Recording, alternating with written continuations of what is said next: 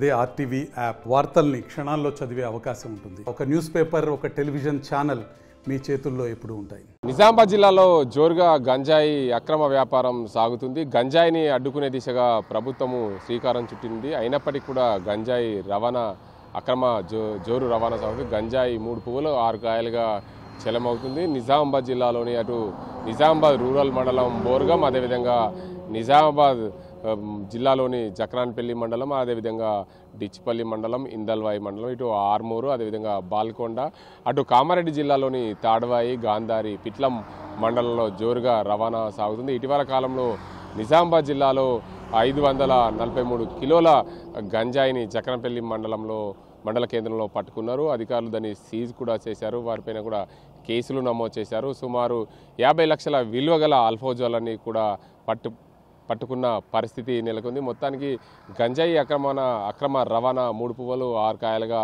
చెలరేగుతుంది. అధికారులు పూర్తి స్థాయిలో పట్టుకున్నప్పుడు కూడా పూర్తి స్థాయిలో దానికి అడ్డుకునే ప్రయత్నం చేయలేకపోతున్నారు. రోజు రోజుకు గంజాయి యువతలో మత్తు పదార్థాలు వాడుతున్న పరిస్థితి నెలకొంది. ప్రతి యువత కూడా సాయంత్రం కాగానే పాన్ షాపుల వద్ద గంజాయి కోసం క్యూ కడుతున్న పరిస్థితి నెలకొంది. దానిపైన అధికారులు పూర్తి స్థాయిలో దృష్టి సారించేందుకు శ్రీకారం చుట్టారు. మరోవైపు నిజామాబాద్ జిల్లాలో గంజాయి రహిత జిల్లా, మత్తు పదార్థాల రహిత జిల్లాగా తీర్చిదిద్దాలని జిల్లాకు సంబంధించిన అధికారులు, నిజామాబాద్ జిల్లాలో ఉన్న ఎమ్మెల్యేలు కూడా జిల్లా కలెక్టర్తో, అదేవిధంగా ఎక్సైజ్ అధికారులతో కూడా సమావేశాలు ఏర్పాటు చేశారు. పూర్తిగా గంజాయి రవాణాను అడ్డుకట్ట వేయాలి.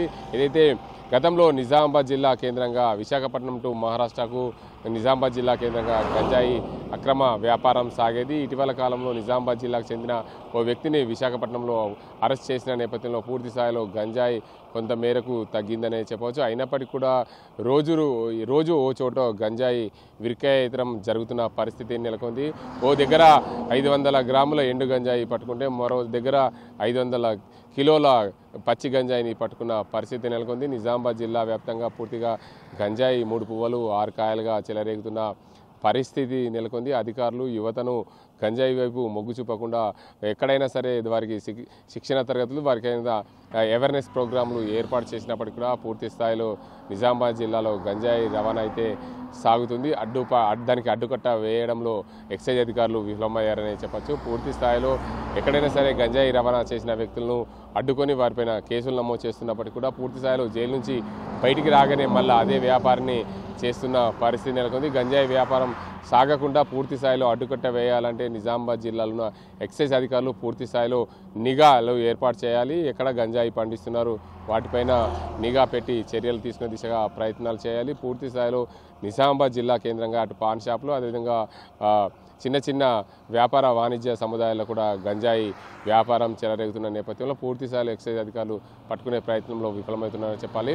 జిల్లాలో అయితే గంజాయి రహిత జిల్లాగా తీర్చిదిద్దే దిశగా సీనియర్ కాంగ్రెస్ పార్టీ నాయకుడు, సీనియర్ మాజీ మంత్రి, అదేవిధంగా బోధన ఎమ్మెల్యే పొద్దుటూరి సుదర్శన్ రెడ్డి, జిల్లా collector Rajiv Gandhi Hanumanthu, Nizamabad urban MLA Dhanpal Suryanarayana గుప్తలు కూడా జిల్లా కలెక్టర్తో సమావేశమై పూర్తి స్థాయిలో ఎక్సైజ్ అధికారులందరినీ కూడా కూర్చోబెట్టి జిల్లాలో గంజాయి రహిత జిల్లాగా తీర్చిదిద్దాలనే ఉద్దేశం మీద సమావేశాలు ఏర్పాటు చేయరు. ఎక్కడైనా సరే గంజాయి రవాణా సాగుతుందంటే మీపైన కఠిన చర్యలు తీసుకుంటామని చెప్పి అధికారులకు వార్నింగ్ ఇచ్చిన పరిస్థితి నెలకొంది.